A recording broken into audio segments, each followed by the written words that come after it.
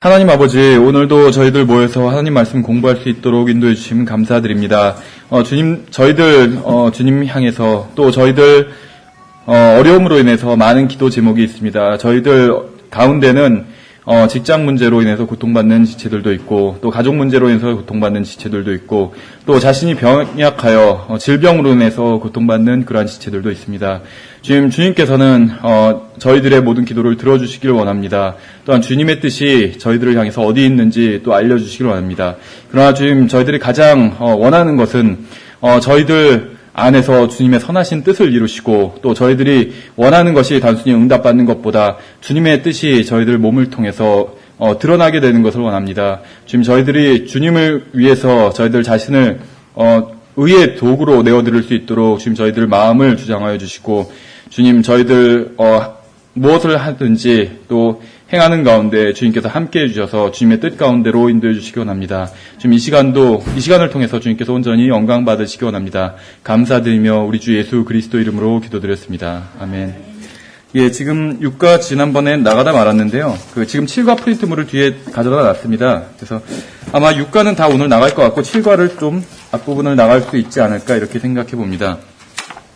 예, 그래서 지난 시간에 저희가 육가를 시작하면서 이제 육가의 내용은 주로 이제 질병과 치유에 대한 것인데 왜 질병에 걸리는지에 대해서 이렇게 살펴보고 있습니다. 그래서 질병에 걸리는 첫 번째 이유는 죄에 대한 심판으로 질병에 걸린다는 것이죠. 그래서 우리가 병에 걸리는 이유가 우리가 죄를 지었기 때문에 주님께서 우리를 징계하시기 위해서 우리에게 질병을 주시는, 우리가 질병에 걸리도록 하시는 경우도 있다는 것입니다.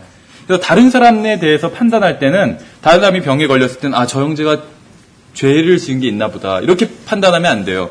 그때는 다른 이유부터 먼저 생각해 봐야 되고, 하지만 우리가 병에 걸렸을 땐, 자신이 병에 걸렸을 땐 내가 혹시 주님께 죄를 지은 것이 없나 이것부터 판단해 보는 게 좋다는 것이죠. 그래서 질병에 대한, 우리가 병에 걸리는, 사람들이 병에 걸리는 첫 번째 이유는 죄에 대한 하나님의 심판일 수 있다는 것입니다. 그리고 두 번째 이유는 하나님의 일을 드러내기 위해서 또 병에 걸릴 수도 있다는 것이죠.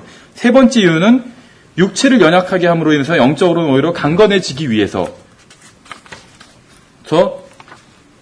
병에 걸리는 것을 하나님께서 허락하실 수 있다는 것이고, 네 번째 이유는 그러한 특별한 이유 없이 어떤 창세기 3장의 자연스러운 그 저주의 결과로서 사람들이 병에 걸릴 수 있다는 것이에요. 그래서 어떤 예를 들면 유럽에 있었던 어떤 흑사병이, 과거 중세에 흑사병이 유럽 전역을 휩쓸었을 때 그것이 우연히 일어난 것이 아니라 분명히 어떤 사람들의 죄로 인해서 저는 그 흑사병, 질병이 일어나게 된 것이라고 믿습니다. 하지만 그 흑사병에 걸렸던 사람들이 다 죄를 지었던 것은 아니죠. 어떤 사람들은 죄를 지었고 어떤 사람들은 이 네 번째 이유, 그러니까 전염병의 특성상 같이 그 질병에 걸리게 된 그런 이유도 있다는 것이에요. 그래서 어떤 지역에서 질병이 발생하게 되었을 때 정부에서는 막 그것을 분석하잖아요. 그리스도인들도 분석할 수 있는 것이에요. 대부분의 경우는 좀 복합적인 경우들이 많이 있어요. 여러 사람들이 병에 걸렸을 땐 그것이 한 가지 이유 때문에 다 질병에 걸린 것은 아닐 수 있다는 것이죠. 그래서 지난번에 우리가 이제 첫 번째는 살펴보았습니다. 그래서 4페이지 21번부터 볼 차례네요. 그래서 우리가 두 번째 이유, 하나님의 영광을 드러내기 위해서 질병에 걸리는 경우들이 있다. 이제 이것들을 살펴보는 중이었습니다. 그래서 4페이지 21번부터 보시면, 여기서 나사로 같은 경우도 20번에서 사랑하는 자가 병들었다고 말씀하고 있어요, 분명히. 병들었다가 죽은 것이죠, 나사로가. 그냥 죽은 것이 아니라 병들어서 죽은 것이에요. 근데 분명히 사랑하시는 자라고 말씀하고 있어요. 그래서 주님께서 나사로를 사랑하셨고, 나사로도, 또 나사로의 누이들도 다 주님을 사랑했었죠. 그래서 나사로와 주님과의 관계는 사랑하는 관계였어요. 잘못이 또 틀어진 관계도 아니었습니다. 그럼에도 불구하고 나사로가 병이 들었다는 것이죠. 그래서 어떤 사람이 병에 들었다는 이유만으로 그 사람이 하나님께 미움을 받고 있다, 하나님과의 관계가 틀어진 것이다, 이렇게 볼 수는 없다는 것이에요. 그래서 은사주의자들은 아직도 그렇게 많이 얘기를 하고 있어요. 병에 걸리게 되면 하나님과의 관계가 잘못된 것이고 또 하나님의 사랑을 받는 것이, 하나님이 아니면 축복을 받는 것이 아니다, 이렇게 얘기를 하고 있지만 꼭 그런 것은 아니라는 것이죠, 성경에 의하면. 또 다른 예가 바로 이제 요한복음 9장에 있습니다. 그래서 21번에 9장 1절부터 7절에 제가 쭉 읽어볼게요. 예수님께서 지나가실 때 태어날 때부터 눈먼 사람을 보시매 그분의 제자들이 그분께 여쭈어 이르되 선생님이여 누가 죄를 지었기에 그가 눈먼 자로 태어났나이까 이 사람이니까 그의 부모니이까 하니 예수님께서 대답하시되 이 사람이나 그의 부모나 죄를 짓지 아니하였으며 다만 이것은 그에게서 하나님의 일들을 나타내고자 함이라. 아무도 죄를 지었기 때문에 이것이 일어난 것이 아니다. 이런 말씀을 하시는 것이죠. 물론 뭐 원죄가 없다. 아담의 죄를 유전받지 않았다. 이런 말은 아니에요.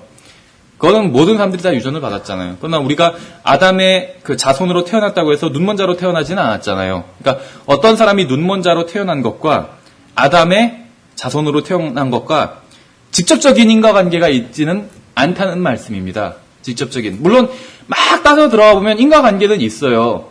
그럼 무엇이나 같냐면 어떤 사람이 죄를 지어서 예를 들면 다른 사람을 칼로 찔렀어요. 상해를 입혔어요.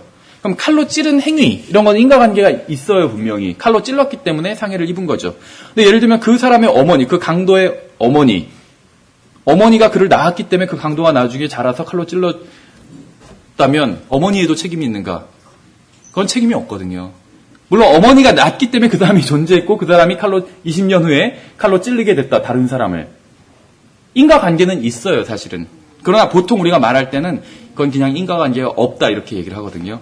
어머니가 낳았기 때문에 그래서 어머니한테도 손해배상을 예를 들면 청구한다. 이럴 수는 없다는 거예요. 그것처럼 아담의 죄로 태어났기 때문에 또 아담의 죄로 인해서 저주가 들어왔고 그래서 질병도 들어왔고 어떻게 보면 그렇게 볼 수 있어요. 충분히. 그러나 그건 이제 직접적인 인과관계는 없다고 볼 수 있다는 거죠. 그러니까 일반적으로는 이 사람의 죄로 인해서 소경으로 태어난 것은 아니라는 것입니다. 죄 때문에 소경으로 태어난 것은 아니다. 이렇게 주님께서 말씀하고 있다는 것이요. 이 사람이나 이 사람의 부모의 죄도 아니라는 것이죠. 예, 그 말씀을 하고 있는 것입니다. 낮일 때에 내가 반드시 나를 보내신 분의 일들을 하여야 하리라. 밤이 오면 그때는 아무도 일할 수 없느니라. 내가 세상에 있는 동안에는 세상의 빛이로다 하시니라.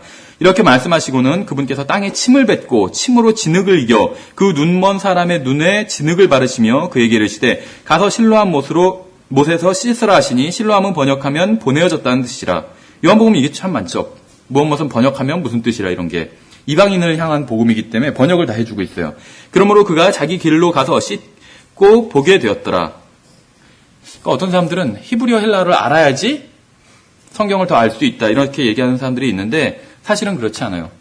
물론 그런데 그런 경우도 있어요. 히브리어 헬라어를 알아야지 성경을 더 많이 알게 되는 경우도 있는데 그런 경우에는 다 번역을 해줘요. 필요한 경우에.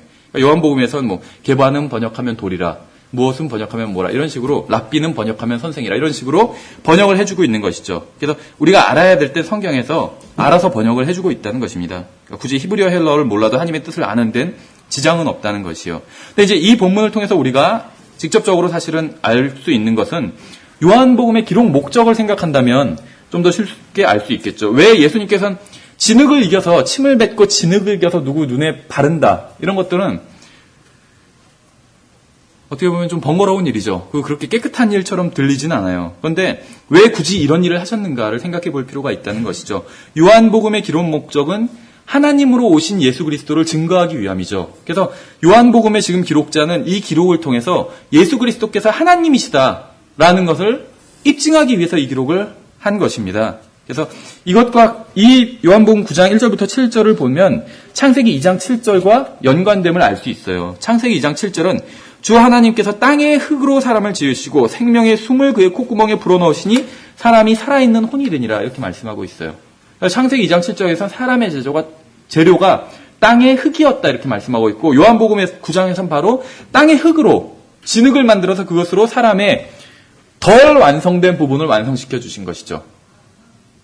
어떤 사람들은 태어나자마자 하나님의 완성품으로 태어나는 경우도 있어요. 그런데 이 요한복음 9장의 이 눈먼 사람의 경우는 벌써 태어났을 때 아직 불완전했지만 이제 예수님께서 그 창조, 이 사람을 지으시는 창조 사역을 맞춰주신 것이죠. 그래서 완전해졌어요.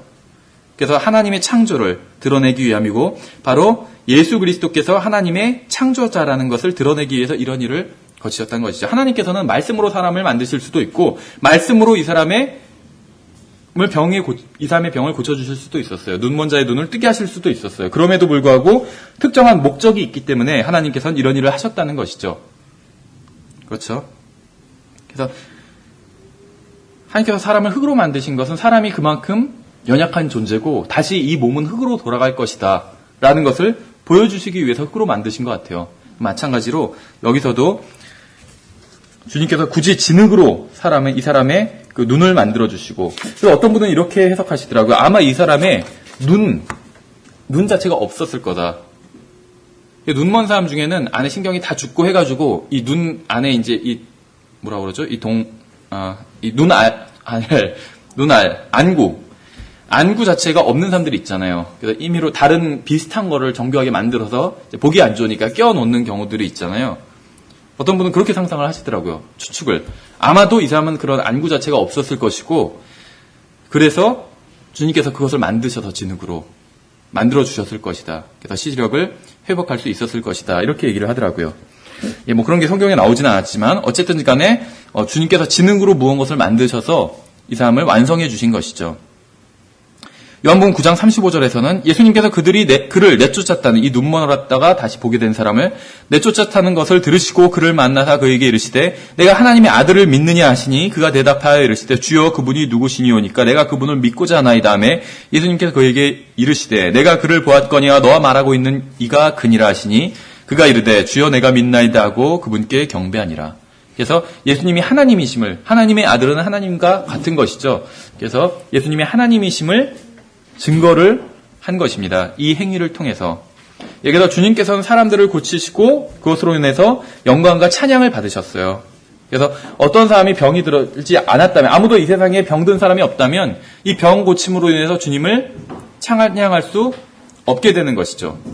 근데 이제 이것이 현대 은사주의자들과 굉장히 다른 점이 여러 가지가 있는데, 주님께서는 병을 고치시고 나서 자신의 계좌로 돈을 입금하든지 헌금 봉투를 내라고 그런 요구를 하지는 않으셨다는 것이죠. 그렇죠. 우리나라에서도 그런 은사주의 집회에서 노골적으로 그러는 것을 알고 있거든요. 앞에서는 얘기를 안 한다 해도 뒤에서 이제 예를 들면 병 고침 받을 사람들을 순서를 다 적어요. 그래서 순서대로 이제 나와서 병 고침을 받는데, 이제 그럴 때 미리 등록을 하는데 이제 헌금을 하라고 그래요. 헌금을 하는데 아예 자유롭게 하는 것이 아니라 무슨 질병은 얼마 이런 식으로 등급이 있다는 것이죠. 그 정도는 하셔야죠 하면서 헌금을 하라는 것이요. 그래서 입금을 해야지 이제 병 고치는 자리에 나올 수 있고 그래요. 미국 같은 경우에는 좀 더 그것이 은사주의자들이 노골적으로 했습니다. 과거 80년대. 지금도 아마 지금도 있을 거예요. 여전히. 근데 과거에는 이러한 일들이 더 노골적으로 이루어졌어요. 어떤 사람들은 그래요. 하나님께는 돈이 필요 없으니까, 하나님은 돈 달라고 예수님은 병 고쳐주시고 안 한 거 아니냐. 하나님은 돈이 필요 없으시니까. 하나님은 돈이 필요 없으셨죠, 과거에. 지금도 필요 없으세요. 그러니까 왜 병 고침을 하나님의 이름으로, 예수님의 이름으로 병 고치고 나서 돈을 자기가 받냐는 것이요. 은사주의자가. 잘못된 것이죠, 분명히. 오늘날 수많은 사람들이 마귀에게 미혹되어 있습니다. 자신들이 믿음이 없기 때문에 병 고침을 받지 못한다고 하는 그러한 두려움에 떨고 있는 것이에요. 그러나 이것은 성경적으로 봤을 때 맞지 않는 것입니다. 나사로는 믿음이 전혀 없었죠. 왜냐하면 죽어있는 상태였기 때문에. 죽은 사람이 믿을 수는 없잖아요. 그런데도 불구하고 병 고친 정도가 아니라 다시 살아났어요. 병 고침도 받았겠죠. 나사로가 병들어 죽었다고 말씀하고 있잖아요. 아마 다시 살려만 놓으시고 병든 상태로 그냥 두시지는 않았을 것 같아요. 살려주시고 병들어서 죽었으니까 살려주시고 병도 나았겠죠. 왜냐하면 병을 낫게 않으면 다시 살려도 다시 죽을 거 아니에요. 그 병으로. 그러니까 믿음과는 상관이 없는 일일 수 있다는 것이에요. 병 고침 받는 일이. 그럼 누구의 믿음과 관련이 있느냐? 병 고치는 사람의 믿음과 관련이 있는 경우가 일반적이라는 것입니다. 이 병 고침의 은사와 관련해선, 왜냐하면 그 은사를 받았기 때문에. 그렇게 본다면 추측이지만 사도들이 은사를 받았잖아요. 병 고치는 은사를. 근데 만약에 사도들이 믿지 않았다면 은사를 발휘할 수가 있었을까요? 발휘할 수 없었을지도 모르겠어요. 병 고치는 은사를 믿지 않았다면. 그렇죠. 어쨌든 간에 그 병들어 있는 사람의 믿음과는 상관없는 일이었다는 것입니다. 대부분의 경우에 있어서.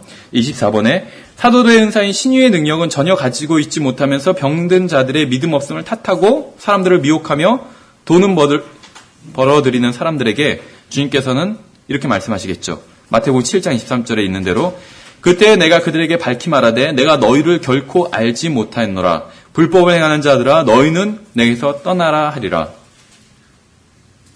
불법을 행하는 자들이라고 말씀하셨어요.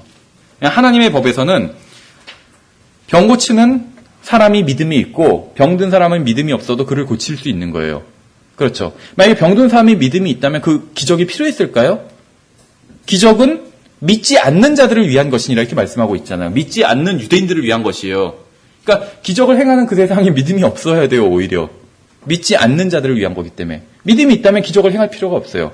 믿는데, 이미 다 믿는데 무슨 기적이 필요하겠어요. 그것이 하나님의 말씀의 일반적인 논리라는 것입니다. 예외적인 경우도 있겠지만 일반적으로는 그렇다는 것이요. 근데 이 마태복음 7장 23절에 굉장히 여러 가지를 말씀하고 있는데 오늘 우리 본문과 관련해서 물론 불법을 행하는 자들의 이 부분이에요. 제대로 표적을 성경대로 표적을 행하지 않는 사람은 불법을 행하고 있는 것이에요. 잘못된 법을 행하고 있는 것이죠. 근데 그 앞에 있는 말씀도 되게 흥미롭지 않아요? 내가 너희를 결코 알지 못하였노라. 이것이 그냥 문학적인 표현일까요? 거짓말은 아니겠죠. 이 표현이 분명히. 주님께서 하신 말씀이니까. 내가 너희를 결코 알지 못하였노라. 거짓말은 아니에요. 분명한 건. 문학적인 표현일까요? 내가 너희를 결코 알지 못하였노라. 이상하지 않아요? 하나님은 전지하시다고 그러죠. 전지. 근데 우리가 알고 있는 전지와 좀 다른 거예요. 그러면. 하나님도 모르는 게 있을까요? 모르는 게? 있어요. 내가 너희를 결코 알지 못하였노라 말씀하시잖아요. 모르는 사람이에요. 하나님이. 근데 진짜 모르실까요? 창조하셨는데. 그래서 사실 이게 칼빈주의 공부할 땐 이 구절을 좀 공부를 해봐야 돼요. 우리가. 그래서 다음에 우리가 이제 7과가 마지막으로 은사주의 끝나고 그 다음에 칼빈주의를 살펴볼 텐데 다시 이 구절이 언급될 거예요. 여기서는 상관없으니까 그냥 넘어가기로 하겠습니다. 그래서 한번 생각해 보세요. 제가 만약에 여러분에게 우리가 구원받으려면 구원은 예수님께서 하시지만 예수님께 나아가기 위해서 중재자가 필요합니다. 그렇게 얘기를 해요. 그러면 제가 그 중재자를 알고 있으니까 구원받을 사람들이 필요한다면 다 우리 그 사람한테로 갑시다. 그럼 복음을 다 듣고 나서 그 사람이 기도를 해주면 중재를 해주면 그 사람을 통해서 우리가 예수님께 나아갈 수 있습니다. 이렇게 가르친다면 뭐라고 하시겠어요? 형제님 그것은 거짓교리입니다. 그러겠죠. 왜 예수님께 직접 나아가지 왜 다른 중재자를 찾아갑니까? 그렇게 얘기하실 거예요. 대부분이. 그렇죠. 똑같다는 거예요. 병 고침도. 병을 고치시는 분은 하나님이세요. 그렇죠. 어떤 사람이 능력이 있다고 해서 그 사람이 병을 고칠 수 있는 건 아니에요. 사도들이 병을 고쳤지만 사도들에게 정말로 능력이 있었을까요? Yes and no예요. 그렇죠. 사도들에게 능력을 주셨어요. 그렇지만 그 능력의 원천은 하나님이에요. 그렇죠. 사도들이 없어져도 병은 나을 수 있어요. 하나님이 계시다면. 그렇죠. 누군가를 통해서. 만약에 하나님이 없어지신다면 능력을 받은 사도들이 있다 할지라도 병은 나을 수 없어요. 하나님이 능력의 원천이기 때문에. 마찬가지라는 것이죠. 예수 그리스도를 믿기 위해서 또 다른 중재자가 필요하지 않은 것처럼 병을 낫기 위해서 또 다른 중재자가 전혀 필요하지 않아요. 그러니까 구원받기 위해서 예수님께 나아가기 위해서 나아가는 중간 단계 또 다른 중재자에게 나아가자 이렇게 얘기하는 게 거짓교리인 것처럼 병을 낫기 위해서 또 다른 중재자가 필요하다. 누군가가 기도해주고 안수해주면 병이 나을 거다 이렇게 생각한다면 그것도 거짓교리라는 것입니다. 왜 물건값이 비싼지 아세요? 산지 현지에 가면 싸잖아요. 그렇죠. 수박이 막 현지에 가면 싸더라고요. 근데 여기서 살 때는 갑자기 막 현지 1,000원짜리 여기서 10,000원짜리가 되잖아요. 그렇죠. 중간 유통 단계가 많기 때문에 마진을 많이 남겨 먹기 때문에 그래요. 어떤 사람들 병 고침을 받기 위해서 막 재산을 탕진하는 사람들이 많아요. 의사들한테 다 갔다가 나중에는 안 되니까 이런 소위 이제 능력 있는 목사님들을 찾아다니면서 집회를 찾아다니면서 돈을 막 갖다 바쳐요. 병 고침을 받기 위해서. 유통업자인 거죠, 그 사람. 많이 챙겨 먹는 거예요. 병 고치면 하나님이 고쳐주시면 공짜로 고칠 수 있어요. 그렇죠. 하나님의 뜻이라면. 물론 의사를 통해서 고칠 수도 있겠죠. 중간에 잘못된 사람들이 끼어들어서 중간 마진을 챙겨 먹고 있는 거예요. 기독교계에서도. 비싼 거예요, 그래서. 그래서 재산 탕진하는 사람들이 굉장히 많아요. 예, 성경에서는 분명히 로마서 5장 1절에서 그러므로 우리가 믿음으로 의롭게 되어 우리 주 예수 그리스도를 통해 하나님과의 화평을 누리는도다. 또 우리가 그분을 통해 지금 서 있는 이 은혜 안을에 믿음으로 들어감을 얻었으며 하나님의 영광의 소망을 기뻐하느니라. 그러할 뿐 아니라 우리가 환난도 기뻐하나니 이렇게 말씀하고 있어요. 환난도 기뻐한다고. 병에 든 것, 이건 환란이라고 볼 수도 있죠. 개인적인 어떤 환란이에요. 가정에, 그렇죠? 가정에 누가 아픈 사람이 있다. 가정에 환란이 닥친 거예요. 근심 걱정에 닥치고. 근데 사도 바울은 환란도 기뻐한다고 말씀하고 있어요. 이게 영어로는 we glory in tribulation이죠. we glory in tribulation. 우리가 환란 가운데서도 기뻐한다. 환란 중에도 기뻐한다. 이 얘기예요. 환란도 기뻐한다. 이 말이. 사도 바울은 여기서 우리가 환란에서 나왔으므로 기뻐하노니 이렇게 말하고 있지 않다는 것이죠. 이걸 다른 말로 하면 우리가 병고침에서 병고침을 받았으니 기뻐한다. 이렇게 말하고 있지 않는 거예요. 우리가 병환 중에서도 기뻐하나니 이렇게 말하고 있는 것이죠. 똑같은 말이에요. 그래서 병이 들었다면 먼저 하나님께 나아가야 돼요. 다른 사람에게 나아가는 것이 아니라. 물론 기도 부탁은 할 수 있겠죠. 그러나 자기 자신이 먼저 하나님께 나아가야 되는 것이죠. 자기가 만약에 내가 병든 것이 죄 때문에 병이 들었다면 주님께서 그것을 깨우쳐 주시기 위해서 나의 죄를 깨우쳐 주시기 위해서 나에게 질병을 허락하셨다면 다른 사람이 열심히 기도를 해줘도 소용없을 수가 있겠죠. 내가 주님과 죄 문제를 해결하지 않는다면 여전히 질병 가운데 있을 수가 있어요. 그래서 물론 다른 사람한테 기도 부탁을 하는 것은 너무나도 아름다운 모습입니다. 그러나 자기 자신도 주님께 나아가야 된다는 것이죠. 그래서 다른 사람, 은사주의자를 어떤 신유의 능력이 있다는 사람을 찾아갈 필요가 없다는 것이요. 주님께 직접 나아가면 된다는 것입니다. 왜냐하면 히브리서에서 우리가 긍휼을 얻고 필요한 때에 도우시는 은혜를 얻기 위해 은혜의 왕자로 담대히 나아갈 것이니라. 그래서 주님의 왕자로 나아갈 수 있다고 말씀하고 있기 때문에. 그런데 기도를 했는데도 불구하고 주님의 뜻이 아니라고 한다면 우리가 그 가운데서도 기뻐할 수 있어야 돼요. 왜냐하면 그것이 영원하지 않은 것이기 때문에 그것으로 인해서 너무 낙심할 필요는 없다는 것이죠. 물론 이 말이 부모님이 병들었는데도 막 좋아서 막 노래를 부르고 그러라는 것이 아니에요. 병들어서 쓰러져 있는데 그러라는 것은 아니에요. 고통 중에 있게 되겠죠. 그렇지만 그것으로 인해서 완전히 낙담하지는 않는다는 것입니다. 소망이 있기 때문에. 물론 이제 구원받았다면 그렇다는 것이죠. 로마서 5장 4절에서는 아까 우리가 5장 1절부터 3절 그 이유입니다. 인내는 체험을, 체험은 소망을 이루는 줄 우리가 아노라. 소망이 우리를 부끄럽게 하지 아니함은 우리에게 주시는 성령님에 의하여 하나님의 사랑이 우리 마음에 넓게 부어졌기 때문이라 이렇게 말씀하고 있어요. 그래서 하나님의 뜻은 어떤 things, 어떤 것에 있는 것이 아니라 우리의 거룩함에 있습니다. 그러니까 이 말만 이해한다면 하나님의 뜻을 많은 것들을 이해할 수가 있어요. 하나님의 뜻은 어떤 things, 어떤 것에 있는 것이 아니라 우리의 거룩함에 있다. 그러니까 우리가 구원받 안 받은 사람은 물론 구원에 있는 것이고 구원받은 우리들을 생각해 본다면 우리의 거룩함에 있다. 이게 하나님의 뜻이라는 거예요. 이거를 생각한다면 하나님의 뜻이 무엇일까 크게 고민하지 않을 수도 있다는 것입니다. 무슨 말이냐면 병 고침 받는 것 이것은 thing이에요. 우리의 거룩함과 상관이 없는 일인 경우가 많아요. 병 고침과는 관련해서. 물론 죄를 지었기 때문에 병에 들릴 수 있다고 말씀을 드렸죠. 그러나 그것은 지금 4가지 중에 한 가지잖아요. 25%예요. 확률적으로는. 나머지 75%는 죄를 짓지 않았는데도 불구하고 병에 걸릴 수도 있다는 것입니다. 그렇죠. 어떤 사람은 몸이 건강하고도 주님 앞에서 둘 다 이제 다 같은 구원받은 그리스도인인데 몸이 건강하고도 거룩하지 않을 수 있어요. 주님 앞에서. 그렇죠. 근데 어떤 사람은 몸이 아주 병약해요. 그러면서도 거룩할 수 있어요. 주님 앞에서. 그래서 어떤 것, 몸이 아픈 것, 건강한 것, 이건 것에 속하는 것이거든요. 우리 몸에 속한 거기 때문에. 이것은 주님의 뜻이 아닐 수 있다는 것입니다. 어떤 사람이, 이거랑 똑같아요. 어떤 사람이 잘생긴 것, 못생긴 것. 잘생긴 사람은 주님의 뜻에 속하고 못생긴 사람은 아니고 이런 게 아니잖아요. 그렇죠. 그렇다면 우리들은 대부분 주님의 뜻이 아닌 거에 속해 있나요? 그런 게 상관없는 것처럼 사람 생긴 게 주님의 뜻과 상관이 없는 것처럼 병 걸리는 것도 상관이 없다는 거예요. 키가 큰 사람이 주님의 뜻에 합하고 키가 작은 사람이 안 합하고 이것도 아닌 것이죠. 마찬가지예요. 2다리 멀쩡한 사람은 주님의 뜻이고 한 다리가 저는 사람은 주님의 뜻이 아니고 이게 아니잖아요. 상관이 없어요. 대부분의 경우에 있어서는 그런 주님의 뜻과는. 그렇다면 왜냐하면 이 몸에 속한 것은 영원한 것이 아니니까. 나중에 변화를 받을 것이니까. 그렇다는 것이죠. 그래서 바울은 멀리 내다볼 수가 있었던 것입니다. 그는 자신이 은혜로 구원받았음을 알았고 또 어린 양의 보혈로 씻음받음도 알았습니다. 그는 자신을 위해서 주님께서 하늘의 거처를 마련하셔서 주님과 함께 영원히 살 수 있음을 알았어요. 그래서 환난 가운데도 기뻐하고 또 인내는 체험을 이루고 기다리고 인내하고 소망을 가지고 있고 이러한 일들이 가능했던 것이에요. 하나님의 시각을 가지고 있었기 때문에.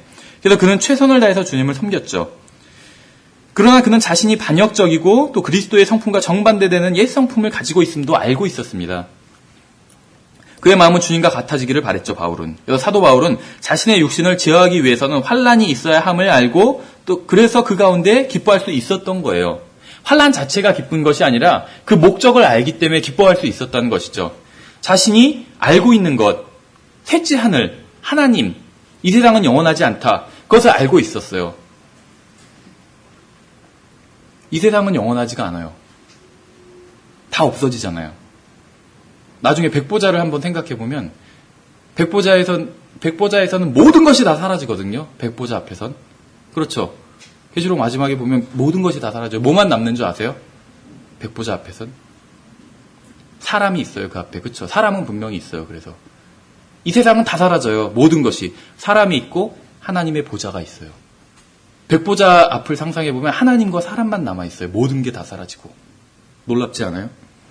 예. 그런데 그래서 바울은 이 세상에 있는 것이 영원하지 않기 때문에 그런데 그럼에도 불구하고 내가 가지고 있는 이 그리스도인의 옛 성품, 내가 가지고 있는 옛 성품이 이 새 성품과 정반대되는 것을 추구하고 있잖아요. 그래서 그것을 제어하기 위해서는 환난이 있어야 된다.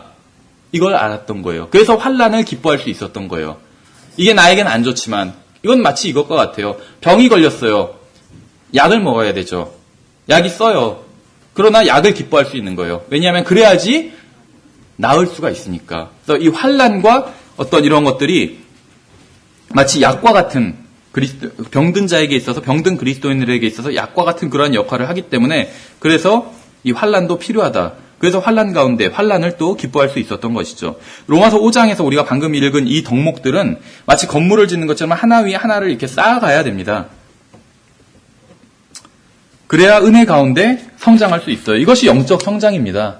어떤 병이 낫고 집이 잘 되고 돈을 많이 벌고 이런 것은 영적 성장과 사실은 별 관계가 없어요. 영적 성장과 관계 있는 것은 로마서 5장에서 우리가 읽은 이러한 덕목들이라는 것이죠. 그래서 우리는 하나님께서 왜 우리의 연약한 육체에 종종 질병을 허락하시는지 이해할 수 있습니다. 사도 바울도 질병을 가지고 있었어요. 여러분 잘 아시는 고린도후서 12장 5절부터 7절 제가 쭉 읽어볼게요. 내가 이러한 사람에 관하여는 자랑하겠으나 내 자신에 관하여는 나의 연약한 것들 외에 자랑하지 아니하리라. 내가 만일 자랑하려 해도 어리석은 자가 되지 아니하리니 나는 진실을 말하리라. 그러나 어떤 사람이 직접 나를 보는 것이나 혹은 나에 관하여 듣는 것 이상으로 나에 대해 생각할까 염려하여 이제 그만두노라. 계시들이 넘침으로 말미암아 내가 분량 이상으로 높여지지 않게 하시려고 주께서 내게 육체 안에 가시고 사탄의 사자를 주사 나를 치게 하셨으니 이것은 내가 분량 이상으로 높여지지 않게 하려 하심이라. 목적이 있었던 것이죠. 사도 바울에게 사실 너무나도 많은 계시가 주어졌어요. 교회에 대한 계시가. 한 사람에게 굉장히 많은 계시가 주어졌기 때문에 그 사람이 스스로가 너무 교만하게 되지 않게 하기 위해서 주님께서는 이러한 가시를 주셨다는 것입니다. 그래서 하나님께서는 바울의 영적 건강을 위해서 육체의 건강을 뺏어가신 것이죠. 8절부터 또 9절까지 읽어보면 내가 이 일로 인하여 그것이 내게서 떠나가도록 주께 3번 간청하였더니 그분께서 내게 이르시되 내 은혜가 내게 족하도다.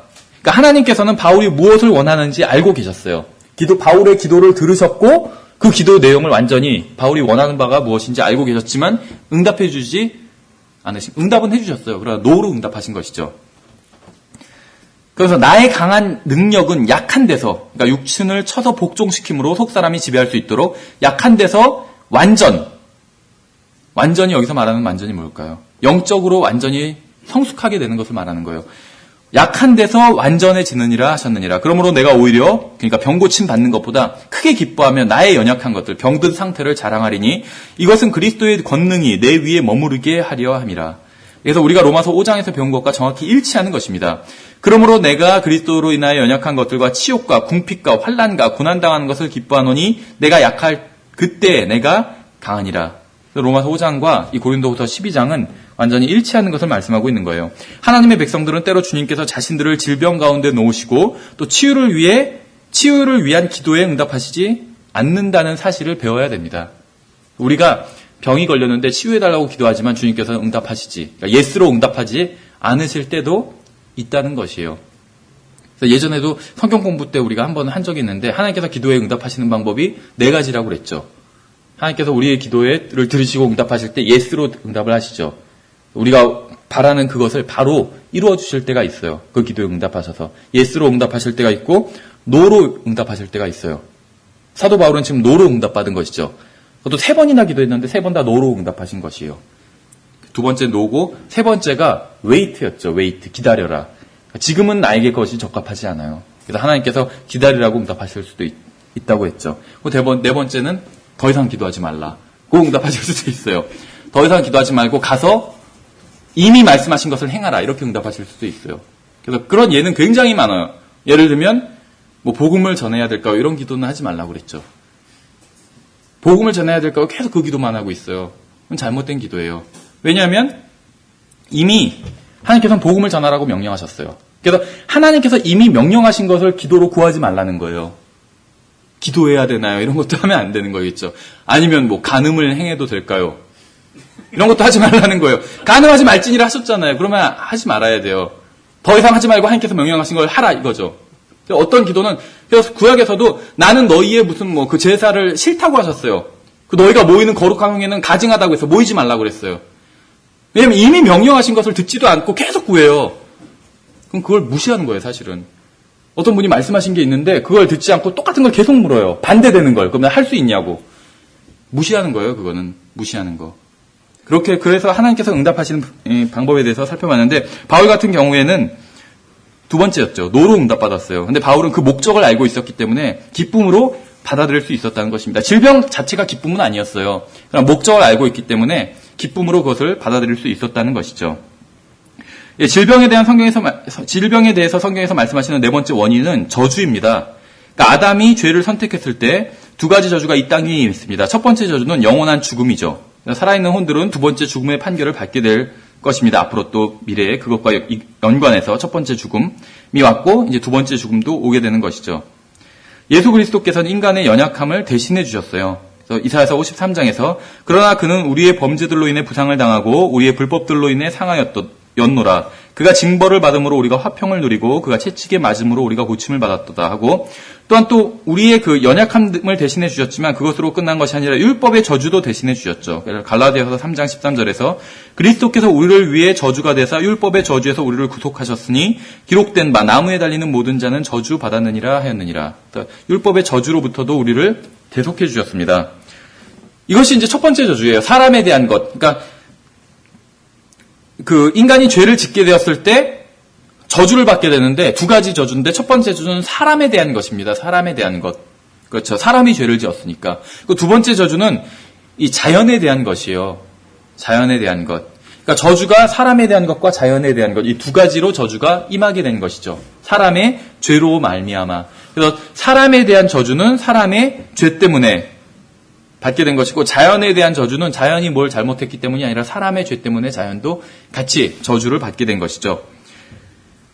그래서 에덴 동산에서 선언된 것으로 이 땅 자체에 대한 것입니다. 2번째 저주는 창세기 3장 제가 17절부터 읽어보면 아담에게 이르시되 내가 내 아내의 음성에 귀를 기울이고 내가 내게 먹지 말라고 명령한 나무에서 나는 것을 먹었은즉 땅은 너로 인하여 저주를 받고 너는 평생토록 고통 중에 땅의 소산을 먹으리라. 또한 땅이 내게 가시덤불과 엉겅퀴를 내리라. 내가 들의 채소를 먹으며 땅으로 돌아가기까지 내 얼굴이 내 땀을 흘려야 빵을 먹으리니 이는 내가 땅에서 취하여졌기 때문이라. 너는 흙이니 흙으로 돌아갈 것이니라 하시니라. 그래서 땅도 저주를 받았다. 이렇게 말씀하고 있죠.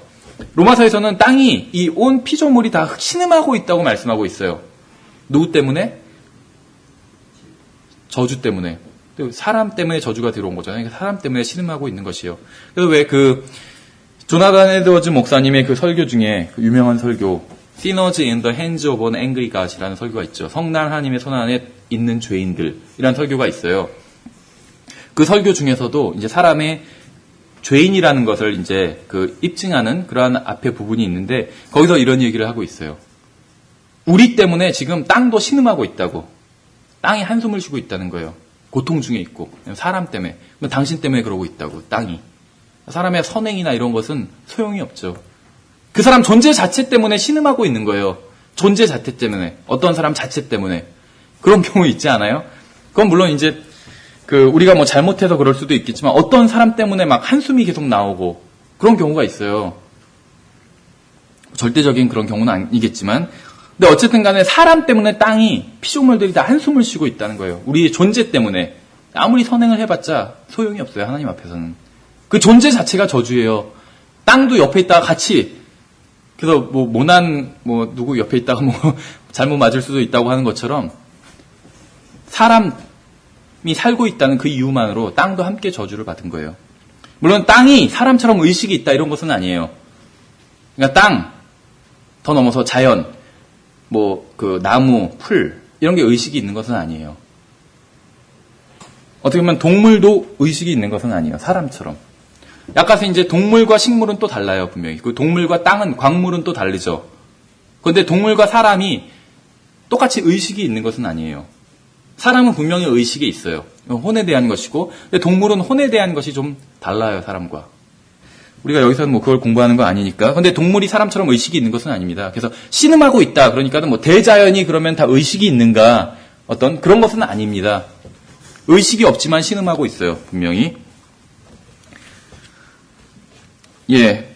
누가복음 4장 5절부터 7절에서는 또 마귀가 그분을 데리고 높은 산으로 올라가 순식간에 세상의 모든 왕국들을 그분께 보여주며 마귀가 그분께 이르되 이 모든 권능과 그 왕국들의 영광을 내가 내게 주리라. 그것이 내게 넘겨졌으므로 누구든지 내가 원하는 자에게 그것을 주리라. 그러므로 내가 만일 내게 경배하면 모두 내 것이 되리라 하네. 이 땅 자체가 지금 자연 자체가 잘못되고 있죠. 신음하고 있어요. 왜냐하면 지금 속박을 받고 있거든요. 자연이. 사람이 구원받기 전에는 자기는 자유롭다고 생각할 수 있겠지만 실제로는 자유롭지 않죠. 속박되고 있어요. 속박돼 있어요. 구속되어 있어요. 감옥 안에 한 평짜리 감옥 안에 있으면서 나는 자유롭다 그러고 살고 있었던 거예요. 구원받기 전에는. 근데 사실은 감옥 안에 있는 거죠. 마찬가지로 구원받기 전의 사람은 마귀에게 철저히 종로로 타던 사람들입니다. 굵은 쇠사슬이 묶고 있는 거예요. 사람을. 몇 톤짜리 그런 쇠사슬에서 묶여 있는 거예요. 자기는 자유롭다고 생각을 했던 거예요. 마귀에게 종로로 하고 있기 때문에 그러니까 마귀의 실제적인 자식이고 종이었다는 것이요. 실제적인 자식이고 종이었다는 것이요. 사람은 구원받기 전에. 그런데 사람만 그런 것이 아니라 이 세상도 마찬가지입니다. 그래서 이 세상이 한숨을 쉬고 있는 거예요. 이 세상은 잘못한 게 하나도 없죠. 동물들은 잘못한 게 하나도 없어요. 근데 사람이 잘못해서 같이 도멜금으로 넘어가 버린 거예요. 그냥. 왜냐하면 이 세상과 그 안에 있는 모든 것들이 다 사람을 위해서 창조되었기 때문에 사람을 섬기기 위해서 창조된 것이에요. 그래서 같이 넘어가 버리게 된 것이죠. 그래서 신음하고 있어요. 그럼 다시 말을 바꾼다면 사람이 죄를 지어서 마귀에게 스스로 자신을 팔아버리게 된 것이죠. 그래서 왕국이 넘어간 거예요.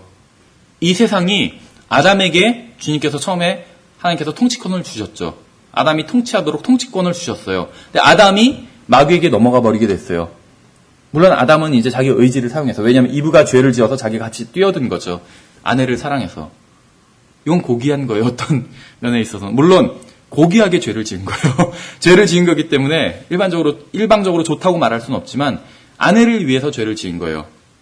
어떤 면에 있어서는 좀 고귀한 면이 있는 것 같아요. 그러니까 죄를 지었음에도 불구하고 여전히 좀 고귀한 면이 있다 하는 건 이 세상에 없는데 유일하게 하나 꼽자면 아담의 경우를 들 수 있을 것 같아요. 아내를 위해서 그렇게 한 것이니까. 그래 놓고도 바로 또 아내를 탓하죠. 왜 죄를 지었냐 주님께서 말씀하시니까. 어쨌든 간에 아담이 왕권이 있었는데 마귀에게 종로로 타게 되니까 왕권도 자연이 다 같이 마귀에게 넘어가 버리게 된 것이죠. 그래서 왜 그런 우환과 그런 게 있잖아요. 어떤 아주 큰 부자가 있었는데 자식이 너무 어려요. 그런데 그 종이 아주 모든 것을 관할하는 집사가 있었는데 그 사람이 너무 막강해요. 그래서 자식의 재산을 다 뺏을까봐 그 집사에게 모든 재산을 다 줬잖아요. 그 자식에게는 한 가지만 선택할 수 있도록. 나중에 자식이 장성해서 아버지의 그 의도를 파악하고 그 집사를 선택했죠. 집사에게 모든 것을 줬는데 그 자식은 집사를 선택했어요. 그래서 다시 모든 것을 다 되찾아올 수 있었던 것처럼 아담에게 모든 것을 줬는데 아담이 결국 마귀 아래로 들어가게 됐어요. 그래서 아담이 가지고 있는 왕권을 빼앗기게 됐다는 것이죠. 그래서 사람이 죄에 빠진 것이고 결국 그래서 마귀가 왕권을 탈취하게 된 것이요. 가질 수 있게 된 것입니다. 그래서 마귀가 주님께 당신이 나에게 경배를 하면 내가 이 왕국을 주겠다 했을 때 주님께서 그건 거짓말이야 이렇게 말씀하시지 않으셨어요. 인정하셨어요. 그건 인정하셨지만 그렇게 할 수 없다. 하나님의 말씀을 들어서 그렇게 말씀하신 것이죠. 그래서 주님께서도 이 사탄의 왕권을 인정하셨습니다. 이것이 당연해요. 지금 만약에 주님께서 통치하시고 계시고 주님께서 왕권을 갖고 계시다면 이 세상이 이렇게 엉망일 리가 없겠죠. 이 세상이 이렇게 엉망인 것은 누군가 잘못된 통치자가 통치를 하고 있기 때문이에요. 사탄이죠. 이 세상의 신. 사탄이 통치를 하고 있기 때문에 이 세상이 엉망인 것이에요. 신문도 보면 좋은 일보단 나쁜 일이 더 많이 일어나잖아요. 나쁜 일이 많이 일어나요. 신문에 나오는 것 이상으로. 잘못된 사람이 통치하고 있기 때문에, 잘못된 존재가 통치하고 있기 때문에 그런 것입니다. 그래서 예수님께서 이 지상에 계셨을 때 이 세상의 왕국들은 사탄의 권력 아래에 있었습니다. 루시퍼의 이러한 발언을 주님께서 부정하지 않으셨죠. 왜냐하면 그것이 사실이었으니까. 그래서 아담의 범죄로 말미암아 사탄이 이 세상의 신이 되었고 주님께서는 죽은 자들로부터 일어나셨을 때 죄에 대한 저주가 되셨고 죄값을 모두 치르셨어요. 사탄한테 치르신 것이 아니라 아버지께 치르셨죠. 그리고 주님께서는 선언하셨어요. 마태복음 28장에서 예수님께서 그들에게 나와 말씀하여 이르시되 하늘과 땅에 있는 모든 권능이 내게 주어졌느니라. 해서 회복된 거예요. 이때 아담이 창세기 3장에서 팔아먹은 것을 주님께서 마태복음 28장에서 회복하신 것이에요. 그래서 하늘과 땅에 있는 모든 권능이 내게 주어졌다고 말씀하고 있잖아요. 하늘에 있는 권능만 나에게 주어졌다 이렇게 말씀하지 않았어요. 땅에 있는 이 세상에 있는 모든 권력도 권능도 다시 주어졌어요. 주님께. 이게 마태복음 28장에서 말씀하고 있는 겁니다. 그럼 여전히 문제가 있겠죠. 만일 주님께서 하늘과 땅의 모든 권능을 가지고 계신 것이라면 왜 우리는 아직도 질병과 고통 중에 신음하고 있는 것인가? 라는 문제가 있겠죠. 그래서 이제 값은 치르셨지만 실제적인 구속이 아직 일어나지 않았기 때문에 그런 것이죠. 이것은 이제 대환란 후에 있을 주님의 재림 때까지 일어나지 않을 것입니다. 주님께서는 이미 모든 권력을 회복하셨어요. 다시 회수하셨어요. 어떻게 보면 회수하신 거라는 표현이 맞겠죠. 아담이 빼앗긴 그 권력, 마귀에게 빼앗긴 권력을 다시 마귀에게서 찾아오셨습니다. 사셨어요. 구속하신 것이죠. 그러나 아직 그것을 완전히 자기가 실행하지는 않으신 거예요. 이런 일 많이 일어나요. 요즘 뭐 택배가 빨라졌다고 그래도 보통 오늘 주문하면 내일 오거든요. 오늘 주문하는데 값을 지불해야지 그게 배송 떠나요. 택배가 출발해요. 내가 결제를 해야지. 결제했다고 해서 지금 나한테 그 물건이 생기는 게 아니에요. 결제해도 내일 돼야지 택배 아저씨가 언제 올지 모르지만 초인종을 누르고 택배 왔어야 해야지 그 물건이 나한테 오는 거죠. 하루가 걸려요. 어떨 때 이틀이 걸릴 때도 있어요.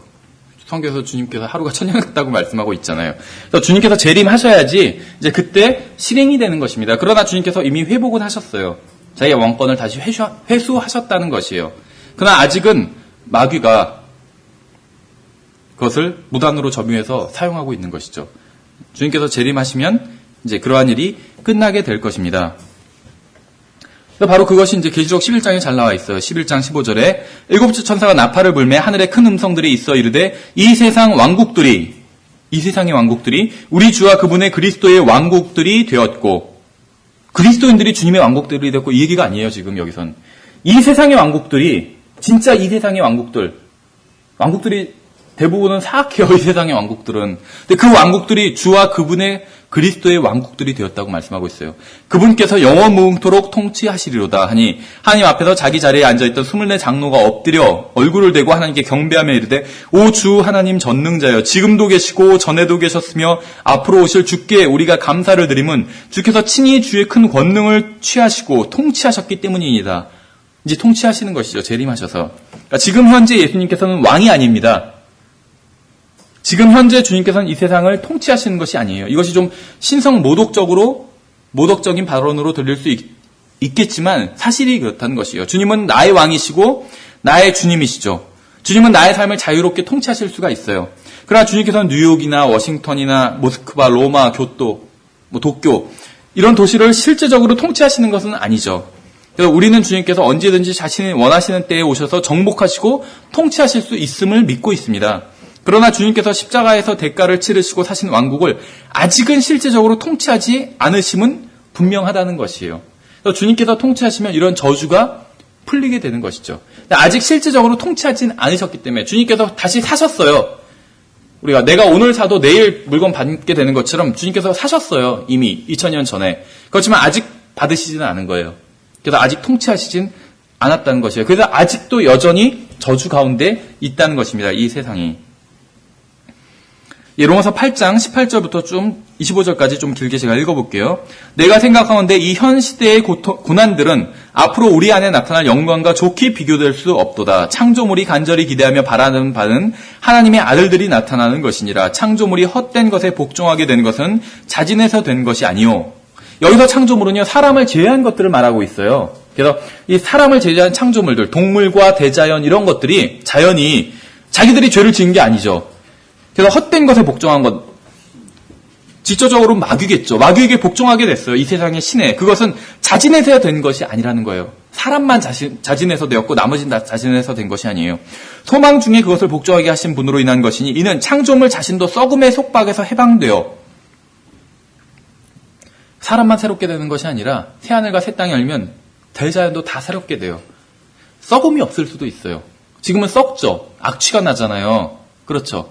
그래서 저도 지금 혼자 살고 있는데 어떤 뭐 마트에서 뭐 패키지 있는 걸로 사면은 일단 먹고 싶어서 샀지만 걱정이에요. 이게 혼자니까 먹는데 한계가 있잖아요. 속도가 썩을까봐 처음엔 여유 있게 먹다가 막 나중에 며칠이 지나면 막 빨리 먹어요. 그것부터 먼저.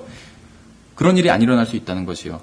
잘은 몰라도 썩음의 속박으로부터 벗어나게 되니까 썩음의 속박에서 해방되어 하나님의 자녀들의 영광스러운 자유에 이를 것이기 때문이라. 또 전체 창조물이 지금까지 함께 신음하며 창조물이 다 신음하고 있다는 것이죠. 고통 중에 산고를 치르는 줄을 우리가 아는. 창조물이 사람 때문에 지금 고통스러워하는데 이 고통이 어느 정도인 줄 아세요? 산고의 고통이래요. 저는 산고의 고통을 모르고 앞으로도 영원히 알 수 없겠죠. 산고의 고통은. 그렇죠. 어머니들은 잘 아시겠죠. 산고의 고통. 근데 그게 몇 시간이니까 몇 분 아니면 길면 몇 시간 참을 수 있는 거겠죠. 계속 2000년, 4000년, 6000년 동안 산고의 고통을 치르고 있는 거예요. 피조물들은.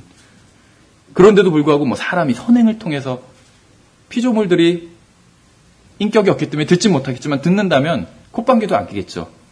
지금 산고의 고통을 치르고 있는데 자기가 막 선행을 통해서 뭐 어쩌고 저쩌고 한다면 웃기지도 않는 얘기라고 생각을 하겠죠. 여기서 고통 중에 산고를 치르는 줄을 우리가 아나니 그들뿐 아니라 우리 자신고 성령의 첫 열매를 소유한 우리까지도 속으로 신음하며 양자 삼으심, 즉 우리 몸의 구속을 기다림은 아직 구속되지 않았기 때문에 우리가 소망으로 구원을 받았기 때문이라. 어음으로 받은 거예요. 어음으로. 돈이 많긴 많아요. 지금은. 근데 가지고 있는 돈이 다 어음이에요. 그래서 아직은 어음은 그 기한이 도래해야지 쓸 수 있잖아요. 그렇죠. 그래서 왜 저도 잘 모르지만 사업을 안 해봐서 사업하시는 분들은 그런 걸 잘 아시잖아요. 그래서 뭐 건설 미리 이제 용역 줘서 다 일을 하고 나면 어음으로 받잖아요. 그럼 3개월 후에. 그럼 지금 다 돈을 받았어요. 그러나 어음으로 받았기 때문에 아직은 이것이 종이 조각에 불과해요. 그러나 기한이 도래하면 돈으로서의 가치가 발휘되는 것이죠. 마찬가지예요. 우리의 구속이 우리가 받은 구원이 세상 사람들이 봤을 땐 종이 조각에 불과할 수 있어요. 그러나 기한이 도래하면 주님께서 재림하시면 능력을 발휘하게 되는 것이죠. 그래서 소망으로 우리가 구원을 받았다는 게 그 얘기겠죠. 그러나 보이는 소망은 소망이 아니니 어찌하여 사람이 보는 것을 여전히 바라리요. 그러나 우리가 보지 못한 것을 바라면 인내로 그것을 기다리느니라. 그래서 이 세상에 대한 값이 갈보리에서 지불된 것은 분명합니다. 우리의 죄값만 지불된 것이 아니에요. 성경의 주제가 구원이 아니라고 했죠. 인간의 구원이 주제가 아니에요. 심지어는 갈보리의 주제도 인간의 구원이 주제가 아니에요. 이 세상의 모든 것들을 구속하시는 게 갈보리의 주제예요. 성경의 주제고 그 왕국 회복하시는 게 왕으로 통치하시는 게 성경의 주제라는 것이죠. 갈보리에서도 그렇다는 거예요. 우리가 봤을 때는 우리를 대신해서 예수님이 피 흘리시고 고통을 당하시고 이것만 봤는데 아니에요. 모든 피조물들 모든 것들을 위해서 그렇게 하신 것이에요. 그래서 이 세상에 대한 값이 갈보리에서 지불되었습니다. 그러나 예수 그리스도께서 재림하실 때까지는 실질적인 구속이 일어나지는 않을 것이에요. 결제는 했지만 아직 물건 배송이 안 온 것이에요. 이제 주님께서 재림하셔야지 되는 것이죠. 신약 성경에서 구원받은 그리스도인들의 몸에 대해서 무엇이라고 말씀하시는지 한번 보세요. 이 고린도전서 15장에 있습니다. 42절, 43절 제가 읽어보면 죽은 자들의 부활도 이와 같으니라. 그것은 썩는 것 가운데 뿌려지고 썩지 않는 것 가운데 일으켜지며 수치 가운데 뿌려지고 영광 가운데 일으켜지며 연약함 가운데 뿌려지고 권능 가운데 일으켜지며. 그래서 우리가 아직은 수치와 썩는 것과 이런 것 가운데 있다는 것이죠. 그리스도인의 몸도 신음하고 있어요. 고린도서 5장에서 2절에서 우리가 이 장막에서 신음하며 하늘로부터 오는 우리의 집으로 옷 입기를 간절히 원하노니 우리가 옷 입고 있으면 벌거벗은 채로 드러나지 아니하리라. 이 장막에 있는 우리가 짐을 진 채 신음하고 있는 것은 벗고자 함이 아니요 입고자 함이니 이것은 죽을 것이 생명에게 삼켜지게 하려 함이라. 현재 우리의 몸은 천한 몸이죠. 빌립보서 3장 21절에서 그리스도께서는 모든 것을 자기에게 복종시키실 때 사용하는 능력을 발휘하사 우리의 천한 몸을 변화시켜 자신의 영광스러운 몸과 같게 만드시리라. 로마서 7장 24절에서 우리의 몸은 사망의 몸이죠. 오나는 비참한 사람이로다. 이 사망의 몸에서 누가 나를 건져내랴. 그래서 우리의 몸에 지니고 있는 저주는 주님께서 오실 때 모두 치유될 것입니다. 우리는 그리스도의 보혈로 말미암아 두 번째 죽음을 맛보지 않게 될 것이죠. 그러나 우리는 저주받은 세상에 살고 있기 때문에 첫 번째 죽음은 맞게 될 것이에요. 그래서 이 세상에 속한 저주는 우리도 고스란히 이 몸을 입고 있는 동안엔 당하게 된다는 것입니다. 디모데전서 5장 23절에서 이렇게 말씀하고 있어요. 더 이상 물만 마시지 말고 내 위장과 자주 있는 병을 위하여 포도즙을 조금 쓰라. 이렇게 말씀하고 있어요. 디모데의 병은 불신으로 인한 것이 아니었죠. 병이 막 안 나으면 아직 믿음이 부족하다고 이렇게 얘기하고 있는데 디모데는 그런 경우가 당연히 아니었겠죠. 이 세상에서는 하나님을 사랑하고 주님께 열심을 내도 여전히 질병을 가지고 있고 주님의 은혜로 그것을 견뎌내야 하는 경우가 굉장히 많이 있습니다. 빌립보서 2장 25절에서도 그럼에도 나는 나의 형제와 함께 수고하는 자여 동료 군사여 또한 너희의 사자로서 내게 부족한 것을 공급한 자인 정말 훌륭한 형제죠. 에바브로 디도를 너희에게 보내는 것이 필요한 줄로 생각하였노라. 그가 너희 모두를 사모하고 자기가 병든 것을 너희가 들었으므로 심히 근심하였느니라. 정말 능력 있는 사역자지만 에바브로 디도가 병이 들었던 것이죠. 참으로 그가 병들어 죽게 되었으나 죽을 병에 걸린 것이요. 하나님께서 그에게 긍휼을 베푸셨고 그에게뿐 아니라 내게도 긍휼을 베푸사 내가 근심 위에 근심을 면하게 하셨느니라. 죽게 되었으나 하나님께서 그를 고치셨느니라. 이게 우리가 생각하는 그건데, 그 시나리오인데, 그렇지가 않아요. 죽게 되었으나, 했으면 반전이 있어야 되는데, 하나님께서 그에게 긍휼을 베푸셨고, 그에게뿐 아니라 내게도 긍휼을 베푸사 내가 근심 위에 근심을 면하게 하셨다고 이렇게 얘기하고 있어요. 병을 고치셨다는 게 아니라. 하나님께서는 자신의 뜻에 따라 사도 바울과 디모데와 에바브로 디도가 병든 가운데 지내도록 하셨습니다. 그들이 병 고침을 받을 만한 믿음이 없었다고 생각하는 것은 어리석은 것이죠. 디모데후서 4장 20절에서도 에스라도는 고린도에 머물러 있고 드로비모는 병들어서 밀레도에 남겨두었노라 이렇게 말씀하고 있어요. 바울의 동역자들도 병약했지만 이들이 모두 죄를 지었거나 믿음이 없던 자들이 아니었죠. 이 세상이 저주 아래 있는 동안 선한 사람들도 여전히 죽고 병들고 능력 있는 사역자랄지라도 죽고 병들고 하게 될 것이라는 것이죠. 구약에서도 똑같은 경우가 있어요. 사도 바울과 어떤 능력 면에 있어서 사도 바울이 굉장히 대단했었죠. 구약에서의 능력으로 굉장했던 사람이 바로 엘리사 아닌가요? 엘리사. 구약에서 가장 능력이 있었던 사람 엘리야거든요. 근데 엘리사는 곱하기 2예요. 엘리사보다 2배가 더 능력이 있었어요. 근데 열왕기 상인가요? 13장 14절에서 이제 엘리사가 죽을 병에 걸려 아프게 되니 이렇게 말씀하고 있어요. 능력이 있었던 가장 구약 성경에서 능력이 있었던 선지자였는데 죽을 병에 걸려서 아프게 되었다고 말씀하고 있는 것이죠. 성경에 하면 의로운 세 사람이 있습니다. 잘 아시는 것처럼 에스겔서 14장 14절에 비록 노아, 다니엘, 욥 이 세 사람이 그 안에 있다 할지라도 그들이 자기 의로 자기 혼만 건지리라 주 하나님이 말하노라. 그러니까 이 노아, 다니엘, 욥을 구약 성경의 3대 의인이라고 그러죠. 하나님께서 인정해 주셨어요. 그러나 선한 사람도 질병에 걸리는 것을 볼 수가 있어요. 다니엘이 분명히 의인이라고 했지만 다니엘서 8장 27절을 보면 나 다니엘이 기절하여 며칠을 앓다가 병이 걸린 것이죠. 앓게 됐어요. 그 뒤에 일어나서 왕의 일을 행하였느니라. 내가 그 환상으로 말미암아 놀랐으나 아무도 그것을 깨닫지 못하더라. 그래서 구약 성경, 그러니까 신약과 구약 모두 하나님의 뜻 가운데 있는 선한 사람도 병들 수 있음을 증거하고 있습니다. 이것은 창세기 3장의 저주가 육신 가운데 있는 인간들에게 미치는 영향 때문에 그런 것이죠. 계시록 21장 3절에 보시면 내가 하늘에서 나는 큰 음성을 들으니 이르되 보라 하나님의 성막이 사람들과 함께 있고 그분께서 그들과 함께 거하시리라. 그들은 그분의 백성이 되고 하나님께서는 친히 그들과 함께 계셔서 그들의 하나님이 되시리라. 또 하나님께서 그들의 눈에서 모든 눈물을 씻어주시리라. 다시는 사망이 없고 슬픔도 울부짖음도 없으며 또 아픔도 다시는 없으리니 이는 이전 것들이 지나갔기 때문이라 하더라. 병약함, 슬픔, 고통, 아픔 그리고 죽음은 모두 인간이 죄를 지어서 타락한 그러한 결과입니다. 그래서 이 본문이 가르치고 있는 것은 하나님께서 자신의 백성들의 삶에서 모든 고난을 해결해 주실 것이라는 사실을 가르쳐주고 있어요. 그러나 이러한 일은 시간이 더 이상 존재하지 않게 된 때, 즉 충만한 때가 이르게 되었을 때 이루어진다는 것이죠. 사람들은 하나님과 바른 관계를 맺는 것보다 몸이 건강해지는 것을 더 바라고 있습니다. 하나님의 관심은 다르다는 것이에요. 하나님께서는 사람이 몸이 건강한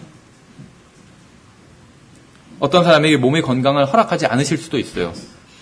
그렇죠. 사람은 항상 몸의 건강을 원하지만 하나님과 사람이 바라는 게 반대인 경우가 굉장히 많다는 것이에요. 하나님께서는 우리의 영적인 건강이 강건해지는 것을 더 원하시는 것이죠. 사람은 자기의 영적인 상태보다 몸의 상태가 더 건강한 걸 바라고 있어요. 서로 바라는 게 다른 것이죠. 예, 그래서 이제 이 주제에 대한 논의를 끝내기 전에 한 가지 봐야 될 구절이 있습니다. 야고보서 5장입니다. 5장 14절에 15절 제가 읽어보면 너희 가운데 병든 자가 있느냐? 그는 교회, 목회를 하지 않는 어떤 개인적인 사역을 하는 부흥사나 어떤 기도원을 말하는 것이 아니에요. 교회를 말하고 있죠. 그는 교회의 장로들, 복수형이죠. 개인이 아니에요. 장로들을 청할 것이요. 그들은 주의 이름으로 그에게 기름을 바르며 그를 위해 기도할지니라. 믿음의 기도는 병든 자를 구원하리니 주께서 그를 일으키시리라. 그가 죄들을 범하였을지라도 그것들을 용서받으리라. 그러니까 죄로 인해서 그러할지라도 믿음의 기도는 병든 자를 일단 병을 고쳐줄 수도 있다. 이렇게 말씀하고 있는 것이죠. 그래서 이 구절에서 말씀하고 있는 것의 분명한 적용은 어떤 사람들은 자신들의 죄 때문이 아니라 그들의 몸이 그 일부로서의 자연세계에 내려진 저주 때문에 병든 경우도 있다는 것입니다. 야고보서 5장에 나온 장로들은 디모데전서 3장이랑 디도서 1장에 나온 장로의 자격을 갖춘 그런 장로들을 말하는 것이에요. 어떤 부흥사를 말하는 것이 아니라. 그래서 어떤 사람이 장로라는 호칭으로 불리는 것은 본문과는 사실 전혀 상관없는 경우일 수도 있어요. 실제적으로 성경에서 말씀하시는 자격을 갖춰야만 주님 앞에서 장로로 인정받을 수 있기 때문에 그런 것이죠. 이제 본문의 효력은 그러한 자격이 충족되어야만 가능한 것입니다. 그래서 성경이 치유받아야 할 사람의 믿음을 요구하고 있지 않음도 보세요. 그가 기도해야 한다는 말조차도 없다는 것이죠. 장로들의 믿음의 기도로 낫게 할 수도 있다. 이렇게 말하고 있다는 것이에요. 그래서 본문은 병자를 위해 기도하는 장로들의 믿음에 대해서 이야기하고 있다는 것입니다. 예, 그래서 우리가 이제 앞에서 살펴본 것을 다시 정리하면 4가지 이유로 인해서 사람이 병에 걸린다는 사실을 살펴봤었죠. 첫 번째는 죄에 대한 심판. 두 번째는 하나님의 일을 드러내기 위해서. 세 번째는 육체를 연약하게 함으로 인해서 영적으로는 오히려 강건해지기 위해서 질병이 허락되는 경우가 있고, 네 번째는 창세기 3장의 저주의 자연스러운 결과로 인해서 아무런 죄가 없고 하나님의 영광과 관련된 일도 아님에도 불구하고 병이 들 수도 있다. 이렇게 4가지 이유를 살펴봤습니다. 이제 그래서 45번에 보시면 사람이 병이 낫지 않는 성경적인 이유는 다음과 같이 정리해 볼 수가 있죠. 첫 번째는 죄에 대한 하나님의 심판으로 병이 들었는데 죄를 회개하지 않은 경우에 병이 낫지 않을 수도 있어요. 두 번째는 지금은 표적과 기적의 시대가 아니므로 기적적인 방법으로 병이 낫는 것이 하나님의 뜻이 아니기 때문에 병이 낫지 않을 수도 있어요. 이것도 굉장히 실제적인 것입니다. 병이 나면 의사한테 가야 돼요. 그것이 기도하지 말란 말이 아니에요. 의사한테 가면서 여전히 기도할 수 있어요. 병이 나면 당연히 하나님께 기도를 해야 되겠죠. 아니면 사고를 당하면 기도를 해야 돼요. 그러나 의사한테 찾아가야 되는 것이죠. 이것이 정상적인 방법이에요. 의료회계를 하는 사람한테 찾아가야 되는 것이. 그것이 병이 나는데 자기는 믿음이 좋다고 해서 막 기도로, 기적적인 방법으로 낫겠다. 이것은 하나님의 뜻과 명백하게 어긋나는 것입니다. 지금 이 시대에는 하나님께서 기적적인 방법으로 사람을 낫게 하시는 그러한 시대는 아니라는 것이에요. 세 번째는 성경적인 방법으로 병 고침을 위해서 기도했으나 성경에서 말씀하시는 조건을 만족시키지 못했기 때문에 그럴 수도 있다는 것이죠. 야고보서 같은 경우를 들 수 있겠죠. 네 번째는 하나님께서는 자신의 지혜로 병든 사람이 건강할 때보다 병들었을 때 더 열매 맺는 그리스도인의 삶을 살 것을 아셨기 때문에 그럴 수도 있죠. 의사에 갔는데 의사가 병명도 모를 때도 있어요. 굉장히 많아요, 사실은. 그래서 막 병원에 열심히 다녔지만 병이 전혀 낫지 않는 경우도 굉장히 많아요. 그렇죠. 왜 영어로는 다 A자가 붙은 거는 모른다는 거거든요. 아토피, 아자가 붙는 게 있어요. 그거는 모르는 질병이라는 거예요. 잘 원인 파악이 안 된 질병. 근데 모르는 질병입니다. 이러면 환자가 당황하잖아요. 아토피입니다. 이렇게 얘기하면은 모르는 건데 환자가 봤을 때 의사는 아나 보다 이렇게 생각할 수가 있겠죠. 사람들이 현대의학으로 모르는 질병이 너무나도 많아요. 병명 자체를 모른다니까요. 원인 자체를 치유는 고사하고 원인 자체도 몰라요. 왜 걸렸는지도. 그런 게 많아요. 예, 그래서 아무리 의사한테 열심히 찾아가도 여전히 낫지 않는 병도 굉장히 많습니다. 근데 그러한 경우에 하나님께서 그러한 질병을 허락하신 이유가 병들었을 때 더 열매 맺는 그리스도인의 삶을 살 수 있기 때문에, 어떠한 사람의 경우, 모든 사람이 다 그렇다는 것이 아니에요. 어떠한 사람의 경우는 그렇다는 것입니다. 그래서 어떤 사람이 병들었다고 해서 저 사람은 죄가 있나 보다, 무슨 죄가 있나 보다 이렇게 생각하는 게 잘못된 것처럼, 또 다른 사람이 병들었다고 해서 저 사람은 하나님께서 굉장히 크게 쓰시나 보다 이렇게 생각할 이유도 없겠죠. 그 양극단으로 다 갈 필요가 없어요. 그럼 어떻게 해야 되느냐? 그 사람을 위해서 기도해 주면 되겠죠. 기도해 주면 돼요. 어떤 그리스도인이 어리다고 해서 그 사람을 막 정죄할 필요가 없겠죠. 아니면 어떤 그리스도인이 굉장히 영적으로 훌륭한 그리스도인이 있어요. 그렇다고 해서 그 사람을 떠받들 필요도 없겠죠. 양끝당 다 잘못된 거예요. 둘 다 기도를 해주면 되겠죠. 영적으로 훌륭한 그리스도인이 있다면 그 사람을 통해서 주님께서 더 놀라운 일을 해달라고 그렇게 간구할 수도 있겠죠. 반대로 영적으로 어린 그리스도인을 위해서는 막 지적하기보다는 그 사람을 위해서 또 기도해 줄 수 있는 거예요. 그렇겠죠. 그 형제가 하나님의 말씀의 능력으로 더 자라날 수 있도록 해달라고 기도해 줄 수 있겠죠. 네, 다섯 번째는 이 세상에서의 그의 삶이 끝나서 질병을 통해서 그를 주님께로 데려가시기 위해서 질병을 허락하시는 경우도 있다는 것입니다. 그래서 하나님께서는 어떤 경우엔 그 질병이 낫지 않을 죽을 병인 경우도 있어요. 하나님께서 자신의 백성들에게 그런 것들을 허락해 주신 경우가 종종 있다는 것입니다. 물론 어떤 사람이 죄를 지어서 하나님께서 그를 죽이시는 경우도 있죠. 그래서 사도 바울도 우리 중에 많은 사람들이 잠들었다 이렇게 말씀하고 있잖아요. 근데 그렇지 않은 경우들도 많이 있어요. 이미 그 사람이 많은 열매를 맺었기 때문에 데려가시는 경우도 있어요. 그렇죠. 사람은 하나의 주님의 포도나무, 물론 사람은 그 가지지만 하나의 주님의 식물이라고 볼 수가 있어요. 그러니까 우리가 막 자라잖아요. 주님 안에서. 근데 열매를 많이 맺었어요, 이미. 그럼 추수를 하잖아요. 낫을 대는 거예요. 낫을 된다? 벼에 낫을 대면 어떻게 되는 거죠? 죽는 거잖아요, 벼가. 그렇죠. 그 목적에 맞게? 그렇죠. 그렇게 되는 거죠. 마찬가지로 사람에게 낫을 대면 어떻게 되겠어요? 죽는 거예요. 하나님께서 추수하시는 거예요. 그래서 죽음을 통해서 데려가시는 것이에요. 그것이 항상 나쁜 것만은 아니죠. 그래서 왜 스펄전은 이런 얘기를 했거든요. 죽음이란 하나님께로 가는 엄숙한 검은 마차다. 화려한 꽃단장을 한 마차가 아니라 검은색 마차 있죠. 그게 죽음이라는 거예요. 그렇죠. 그것도 인간적인 관점일 뿐이에요. 왜 어떤 사람이 그랬대잖아요. 어떤 목사님이 돌아가시는데 옆에서 이제 우리가 산자들의 땅에서는 더 이상 목사님을 뵙지 못하겠군요. 그러니까 그 목사님이 아니요. 나는 죽은 자의 땅에서 이제 진짜 산자들의 땅으로 간다고 그렇게 얘기를 했다고 그래요. 그렇죠. 여기 이 세상에 있는 우리가 더 살아있는 삶일까요? 하나님 앞에 가 있는 사람들이 더 살아있는 삶일까요? 아마 그 사람들이 더 생명의 풍족함을 느끼고 있을 것 같아요. 우리보다는 적어도. 예, 어쨌든지 간에 질병을 통해서 주님께로 데려가기 위해서 질병을 허락하시는 경우도 있어요. 이런 때는 모든 약이 듣지 않겠죠. 하나님의 목적이 있기 때문에. 여기서 병고침을 바라고 교회에 갔으나 자신의 믿음 없음으로 인해서 병고침을 받을 수 없다는 소리를 듣고 절망에 빠져버린 불쌍한 영혼이 굉장히 많이 있습니다. 그들은 지치고 외롭고 슬픔 가운데 있어요. 거짓 은사를 내세우는 가짜 신유자들에게 속아서 그 사람들 때문에 수많은 불쌍한 영혼이 상처받고 그러한 채 상처받은 채 교회를 저주하고 하나님을 떠나고 있어요. 이게 은사주의자들의 문제예요. 거짓 신유자들의 문제고. 거짓 신유자들은 진짜 능력이 없는 사람들이 대부분이겠죠. 마귀의 능력을 받은 사람도 있겠지만 대부분은 능력이 없어요. 거짓 신유자들이기 때문에. 그러니까 병을 고치지 못해요. 그랬을 때 바로 당신이 믿음이 없어서 병을 못 고친 거라고 그렇게 얘기를 해요. 그럼 그 사람은 이미 오랜 기간 동안 그 질병으로 인해서 고통을 심적으로나 육적으로나 고통을 받던 사람인데 그 소리는 그 사람에게 더 큰 고통을 가중시키는 것이죠. 그 다음은 정말 사실은 믿음이 없는 게 아니라 간절한 믿음으로 나왔겠죠. 잘못된, 믿음의 대상이 잘못됐을 뿐이지. 근데 어쨌든 간에 그렇게 거짓 신유자에게 그런 소리를 들으면 당신이 믿음이 없어서 병을 고치지 못했다. 이런 소리를 들으면 실망하고 떠나고 그 다음에 하나님과 교회를 저주하고 완전히 멀어지게 되는 경우가 너무나도 많이 있습니다. 그래서 이러한 거짓 신유자들 때문에 예수님의 이름이 모독을 당하고 있는 것이죠. 주님께서는 심판의 날에 그러한 거짓 신유자들에게 내가 너희를 결코 알지 못하였노라. 불법을 행하는 자들아 나를 떠나가라 이렇게 말씀하실 것입니다.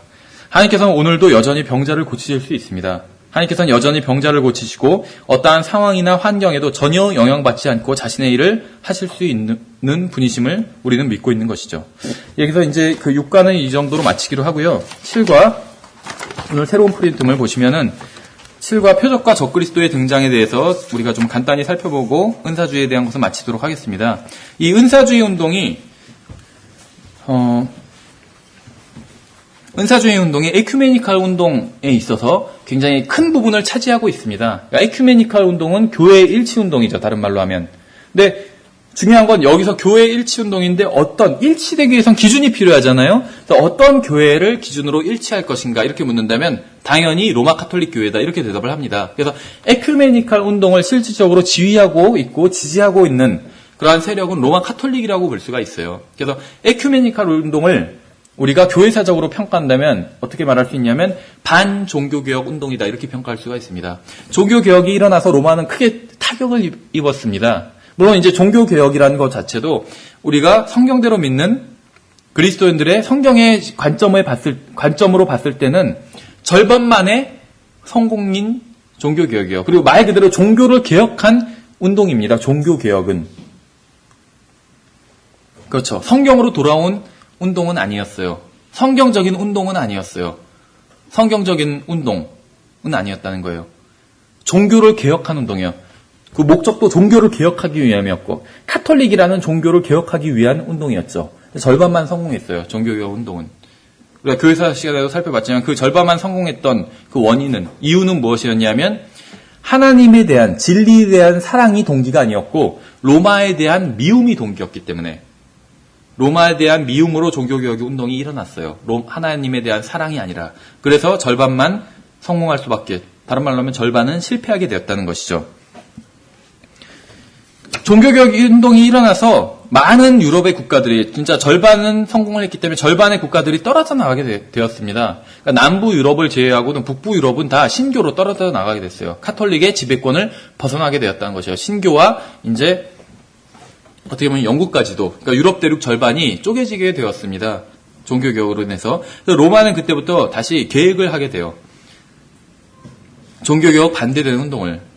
그래서 반종교개혁 운동을 여러 차례 계획을 하게 되는데 지금 이 시대에 나타나는 반종교개혁 운동의 대표적인 운동이 바로 이 은사주의 운동입니다.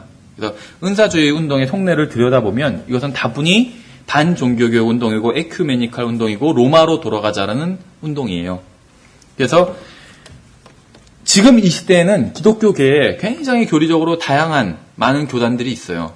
그러니까 가장 극명하게 바로 카톨릭과 개신교만 해도 굉장히 많이 다르죠. 은사주의자들도 엄밀하게 말한다면 개신교에 속한다고 볼 수가 있어요. 그렇죠. 그래서 어떤 교리적인 면을 설득해가지고는 하나로 통합시킬 수가 없어요. 카톨릭과 개신교를 다시. 그러니까 개신교를 다시 카톨릭으로 돌릴 수가 없어요. 성경의 어떤 교리를 가지고서는. 너무나도 다르기 때문에 성경 자체도 다르니까. 근데 하나로 통합시킬 수 있는 방법이 바로 인간의 어떤 체험이 중심이 된다면 하나로 통합시킬 수 있는 것이죠. 그래서 개신교도 방언을 하고 카톨릭 교도도 방언을 해요. 그럼 가만히 보니까 우리는 교리가 달라서 좀 다른 줄 알았는데 하나님께서 동일한 체험을 주셨구나 이렇게 생각을 하게 된다는 것이죠. 그래서 우리가 사실은 다 형제구나. 다시 하나로 통합해야겠다. 이렇게 될 수 있다는 것이죠. 그래서 실질적으로 우리나라는 이 은사주의 운동이 주로 물론 그 오순절 운동 계통에 교회에서도 많이 일어났지만 어떤 그 기도원 중심으로 많이 일어났어요. 은사주의 운동이 실제적으로. 그래서 우리나라는 좀 양상이 다르지만 미국 같은 경우에는 어떤 방송에서도 또 물론 미국에서도 어떤 집회를 통해서 많이 일어났지만 방송을 통해서도 많이 전파가 됐습니다. 은사주의 운동이. 근데 방송에서 이제 주로 같이 그 방송에 어떻게 보면 이제 사회자가 있고 게스트들이 있어요. 고정 게스트들이. 근데 그 게스트들 중에서는 기독교 계통의 목사님들도 나와요. 침례교 목사님, 은사주의 오순절 계통의 목사님, 그리고 카톨릭 신부도 나와요, 같이. 그래서 같이 동일한 것들을 얘기를 하고 있거든요. 은사주의에 대한 것들. 은사주의자들이 주장하고 자기들이 체험한 것들은 성경에 나오지 않는 것들이죠, 대부분이. 주관적인 것들이에요. 그래서 주관적인 것들이기 때문에 성경 이야기가 나오지가 않아요. 그렇기 때문에 개신교 목사님도 은사에 자기 방언 체험에 있어서는 성경으로 얘기하는 것이 아니라 자기 주관적인 것을 막 얘기해요. 그러면 옆에 있다가 신부님도 맞장구를 치면서 나도 동일한 경험을 했다고. 이러면 이제 서로가 하나가 될 수 있는 것이죠. 그래서 지금 적그리스도, 많은 사람들을 적그리스도에게로 모으는 가장 큰 그런 역할을 하는 것이 바로 이 은사주의 운동이라고 이렇게 볼 수가 있습니다. 이것은 단순히 범기독교적인 것뿐만이 아니라 범종교적입니다. 그래서 왜 중도 방언한다 이런 말이 나오는 거예요. 모든 종교들이 다 경전 중심의 근본주의가 있어요. 자유주의가 있어요. 말로는 그 종교를 믿는다고 하지만 실제로는 그 종교에 그렇게 깊이 관여하지 않는 자유주의자들. 그렇죠. 종교란에 기독교라고는 쓰지만 교회에 잘 안 나오는 분들도 있잖아요. 청년부에도 막 이름은 올라가 있는데 안 나오는 분들도 있어요. 물론 당연한 경우겠지만 어쨌든지 간에 껍데기는 받아들이지만 알맹이를 받아들이지 않는 거. 자유주의자들이겠죠. 그래서 근본주의가 있고 자유주의가 있고 또 은사주의가 있습니다. 모든 종교에. 신비주의, 다른 말로 하면. 이런 것들이 있어요. 그래서 이 은사주의를 중심으로 모인다면 다 모일 수가 있어요. 이 신비주의자들이 모든 종교에.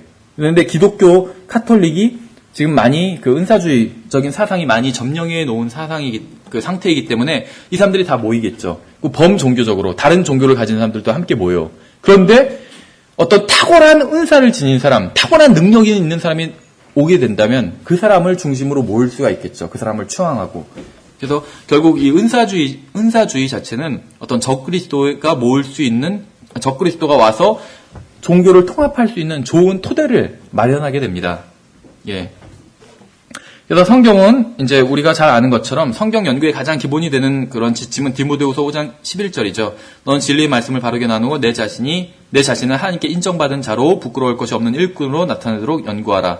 이것이 가장 기본적인 그런 성경 연구의 지침이라고 볼 수가 있습니다. 근데 히브리서 11장 6절에선 그러나 믿음이 없이는 하나님을 기쁘게 하지 못하나니 그분께 나아가는 자는 반드시 그분께서 계시는 것과 또 그분께서 부지런히 자신을 찾는 자들에게 보상해 주시는 분이심을 믿어야 하느니라. 그래서 하나님의 상급은 행위로 드러나는 믿음으로 주님을 기쁘시게 해드리는 자들에게 약속되었음이 분명합니다. 그러니까 구원은 공짜로 받지만 하나님의 말씀을 열심히 연구하고 또 그렇게 했을 때 주님 앞에 인정을 받고 보상을, 주님께 상급을 받을 수도 있다는 것입니다. 성경은 분명히 사람을 세 가지 종류로 나눠서 살펴보고 있죠. 우리가 여러 번 살펴본 것입니다. 고린도전서 10장 32절에서 유대인들에게나 이방인들에게나 하나님의 교회에나 어떤 실족거리도 주지 말라. 그래서 분명히 사람을 세 종류로 나눠서 구분하고 있습니다. 라우디게아 교회 시대의 모든 잘못된 거짓 교리는 이들 세 그룹의 사람을 하나님께서 어떻게 나누시고 어떻게 다루시는지 분별하는데 실패했기 때문에 거짓 교리들이 생긴 것이죠. 오늘날 사람들이 성경을 절대로 알지 못하고 이단 교리에 미혹되는 것은 목사들이 성경을 제대로 가르치지 않았기 때문이에요. 많은 목사들이 성경을 가르치지 않고 그저 자신들의 설교 재료로 성경을 그냥 사용할 뿐입니다. 교회가 이 세상에 존재하는 목적은 이 세상의 문제를 해결하고 물리적인 왕국을 건설하는 것이 아니라 그런 것이 아닌 것이죠. 그런데 잘못된 그런 눈먼 안내자들은 유대인들이 구해야 할 것을 교회가 구하게 잘못 가르치고 있다는 것이에요. 그래서 이단 교리들이 탄생하는 것이죠. 고린도전서 1장 22절 보시면은 24절까지 잘 읽어보면 유대인들은 표적을 요구하고 그리스인들은 지혜를 추구하나 우리는 십자가에 못 박히신 그리스도를 선포하니.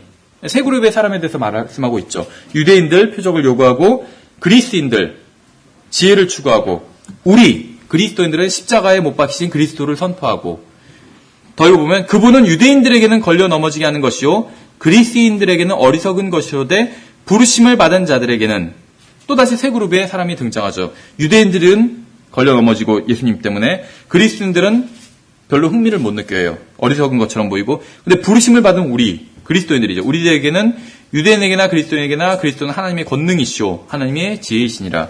분명히 성경은 세 부분의 사람을 나누고 있는데 이것을 잘못 이해하게 되면 이단 교리가 나오는 것인데, 지금 이 은사주의 교리들은 대부분이 유대인들에게 적용되는 것을 그리스도인들에게 적용시켰기 때문에 이단 교리가 되어버린 것이죠.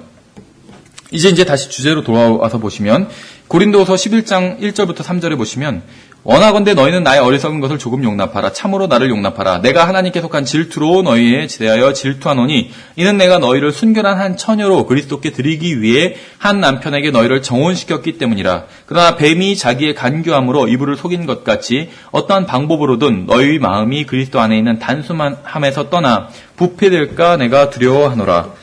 그러니까 우리는 이것을 창세기 3장에서 볼 수 있습니다. 방금 이 장면을.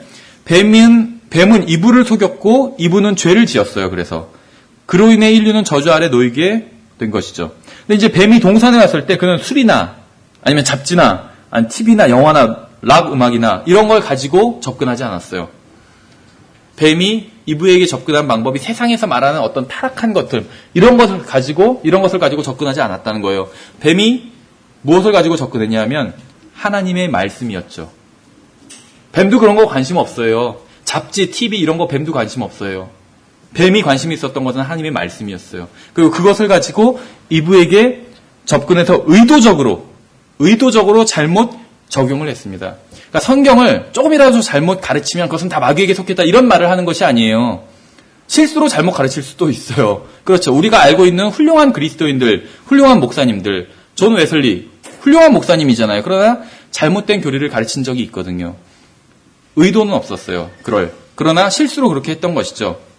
물론 다 그것을 주님 앞에서 나중에 심판받겠지만, 그리스도의 심판석에서 마귀는 의도를 가지고 의도적으로 성경을 잘못 인용했습니다. 속이기 위해서. 그러므로 어떤 사람이 와서 성경을 의도적으로 잘못 인용하거나 구절을 바꾸거나 변개시킨다면 그 사람은 마귀의 사역자인 것이에요. 성경에 의하면 교회를 가장 큰 위험에 빠뜨리는 것은 공산주의나 로마 카톨릭이 아니에요. 공산주의나 로마 카톨릭 이런 것 때문에, 자유주의자들 이런 사람들 때문에 교회가 무너지는 게 아니라는 것이에요.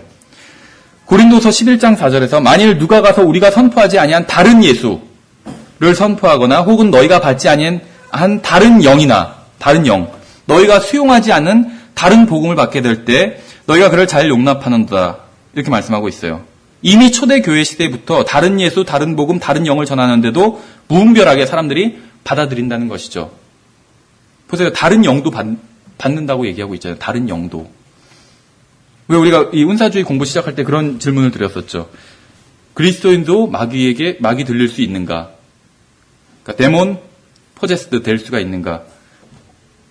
그럼 yes and no라고 대답이 그렇게 말씀을 드렸었잖아요.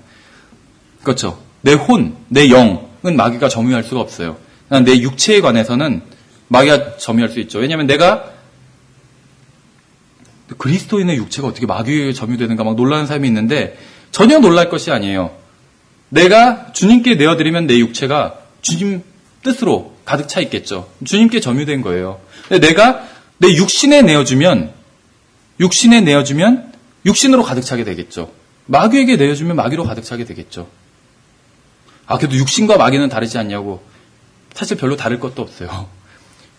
그러니까 물론 거듭난 사람의 육신, 거듭나지 않은 사람의 육신이겠지만, 거듭나지 않은 사람의 육신이 가게 될 곳은 어디겠가요? 거듭나지 않은 사람의 육신이 가게 될 종착지, 지옥이고 불못이죠. 마귀가 던져지게 될 종착지도 지옥이고 불못이에요. 종착지가 같아요. 결국엔 목적지가 별로 다르지 않고. 그럼 거듭난 사람의 육신은 다른가? 전혀 다르지가 않죠. 뭔가 다르다면 변화될 필요가 없었겠죠. 그런데 다르지가 않기 때문에 변화돼야 되는 것이에요. 우리 육신도. 그래서 거듭나지 않은 사람의 육신이나 거듭난 사람의 육신이나 성경을 떠난다면 별반 다르지 않는다는 것이에요. 그러니까 다른 영도 받을 수 있다고 그랬잖아요. 다른 교리를 믿을 수 있는 것처럼, 다른 예수님을 믿을 수 있는 것처럼, 다른 복음을 믿을 수 있는 것처럼 다른 영도 받을 수 있다는 것입니다.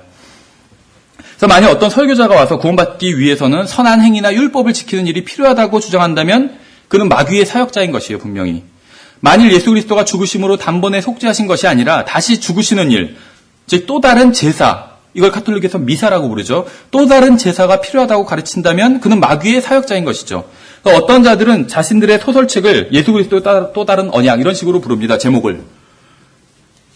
수백만의 사람들이 그러한 거짓 가르침을 용납하고 심지어 그들을 따라가다가 결국 구덩이로 뛰어들게 되는 것이에요. 구덩이에 빠지게 되는 것입니다.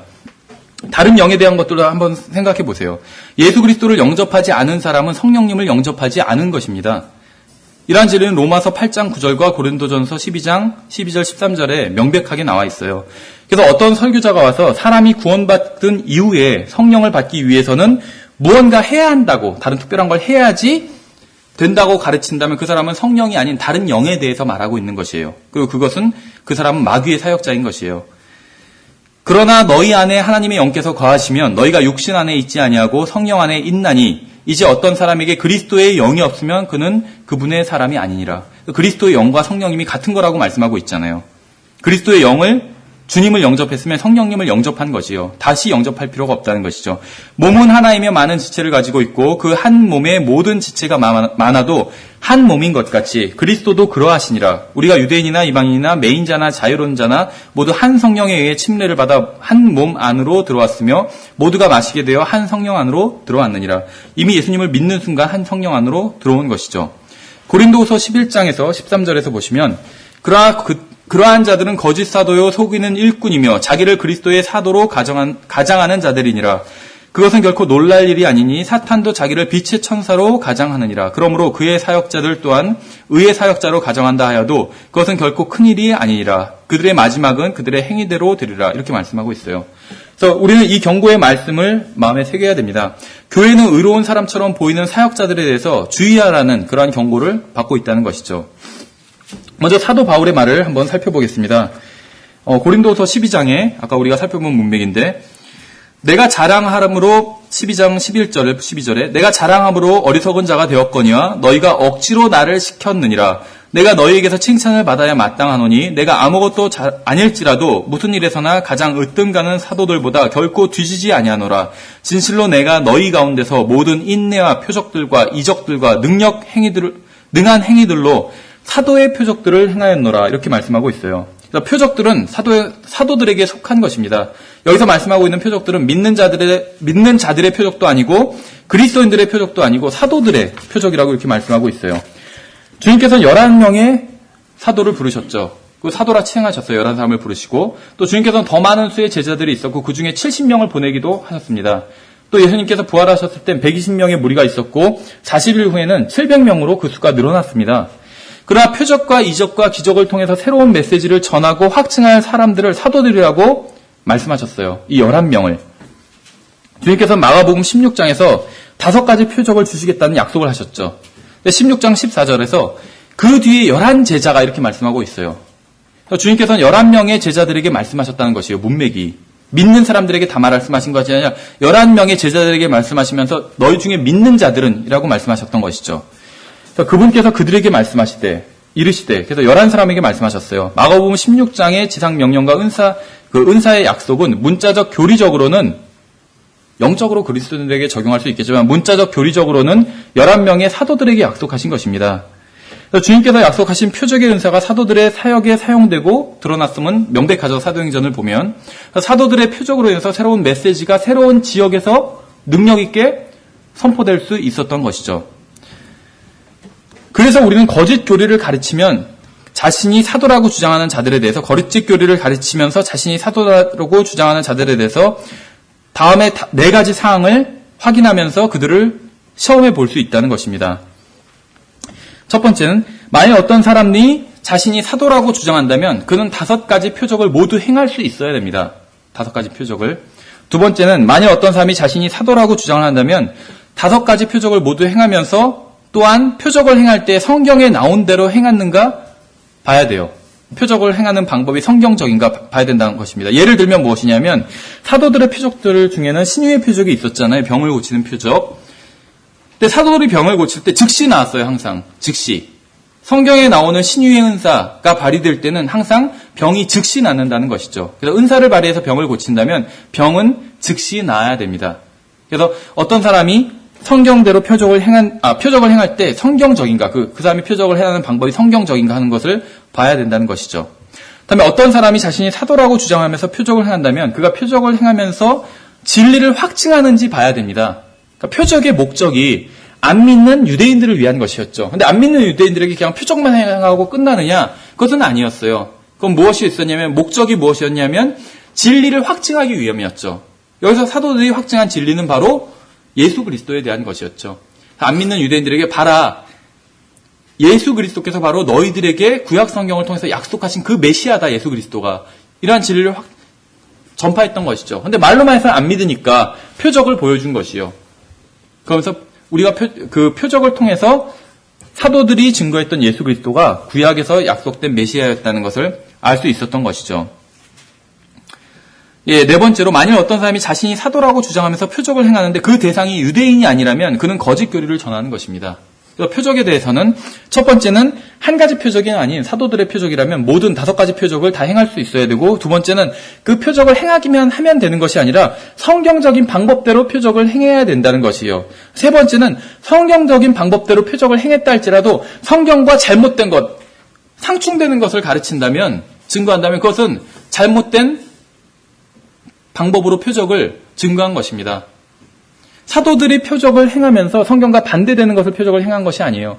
그러니까 제가 처음에 우리가 은사주의를 공부를 하면서 사도들이 표적을 행하면, 그러니까 사도들이나 선지자가 표적을 행할 때 그 목적이 새로운 메시지를 전하기 위함이다, 이렇게 말씀을 드렸었죠.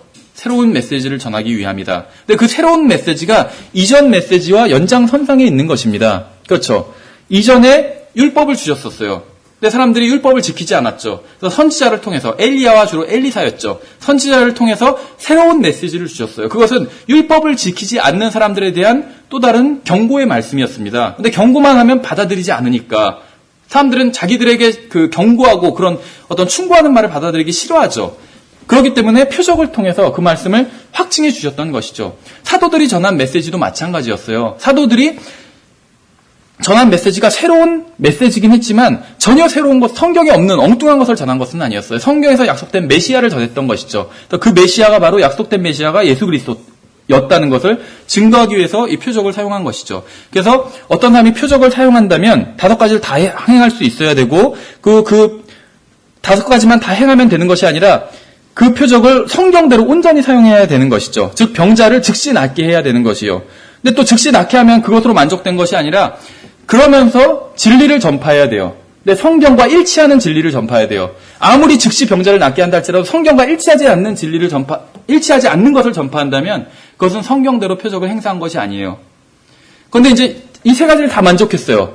5가지를 다 행하고 병자를 즉시 낫게 하고 성경과 일치하는 진리를 전한다 할지라도 행하는 대상이 유대인이 아니라면 그것은 또 잘못된 것입니다. 그래서 어떤 사람이 사도들의 표적을 행한다 한다면 이 4가지를 모두 충족해야 성경적인으로 충족된 그러한 은사를 행한 것입니다. 예, 그 다음부터는 다음 시간에 계속 이어서 살펴보고 다음 시간에 이제 은사주의에 대해서 마치고 칼빈주의에 대해서 들어가도록 하겠습니다.